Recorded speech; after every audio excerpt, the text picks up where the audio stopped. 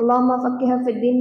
ان کے بعد قرآن خوانی اور ایصال ثواب، اس عنوان پر روشنی ڈالنے کے لیے میں صف الاول کی طالبہ شیخ کلثوم کو دعوت دیتی ہوں، وہ آئے اپنی تقریر پیش کریں۔ فلتتفضل مشکورا۔ السلام علیکم ورحمۃ اللہ وبرکاتہ۔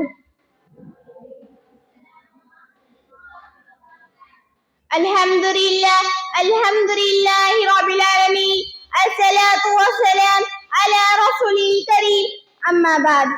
قابل قدر ذی وقار صدر مجلس، عادل حکم صاحبان، اسٹیج پر جلوہ افروز علماء کرام اور میری پیاری دینی بہنوں، آج کے اس بزم سعید میں میرا موضوع سخن ہے قرآن خوانی اور ایصال ثواب۔ قرآن مجید اللہ تعالیٰ کی وہ بہترین کتاب ہے جسے اللہ تعالیٰ نے اپنے حبیب محمد صلی اللہ علیہ وسلم پر نازل فرمایا ہے، اور یہ کتاب مومنین کے حق میں رحمت و برکت کا باعث ہے، اور اس کی تلاوت زندہ انسانوں کے حق میں باعث اجر و ثواب ہے۔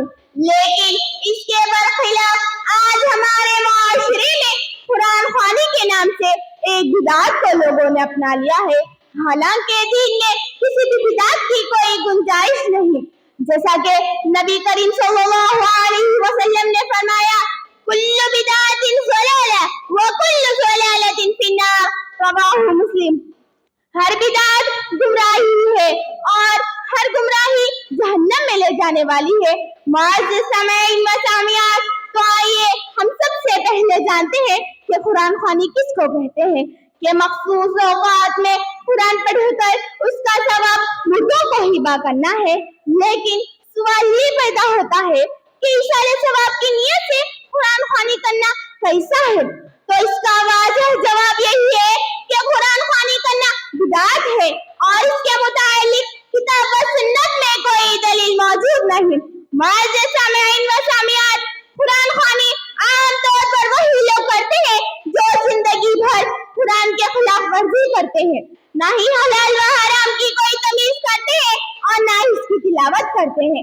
لیکن جب سکرات کی حالت شروع ہو جاتی ہے تو ایک کتاب یاد آ جاتی ہے، گویا ایسا معلوم ہوتا ہے کہ مردہ بخش کتاب ہے، نعوذ باللہ، جبکہ ایسا کرنا قرآن کے ساتھ مذاق ہے۔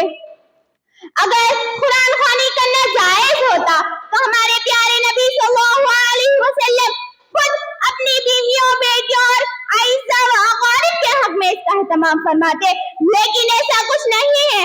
معزز سامعین و سامعات، میت کے حق میں ثواب پہنچانے کا مشروع طریقہ وہی ہے جو کتاب و سنت سے ثابت ہے، جیسا کہ سورہ یاسین میں اللہ تعالیٰ کا فرمان ہے، اِنَّا نَحْنُ نُحْيِي الْمَوْتَىٰ وَنَكْتُبُ مَا قَدَّمُوا وَآثَارَهُمْ۔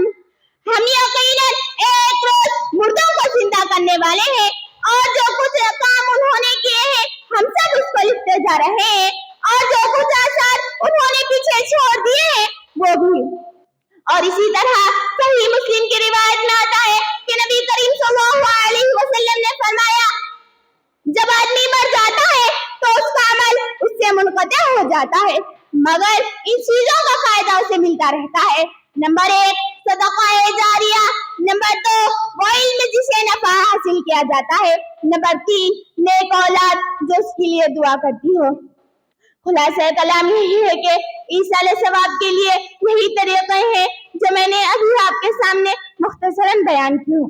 آخر میں اللہ تعالیٰ سے دعا ہے کہ اے اللہ ہم تمام کو کتاب و سنت کی راہ پر چلنے کی توفیق عطا فرمائے، آمین ثم آمین۔ السلام علیکم ورحمۃ اللہ وبرکاتہ۔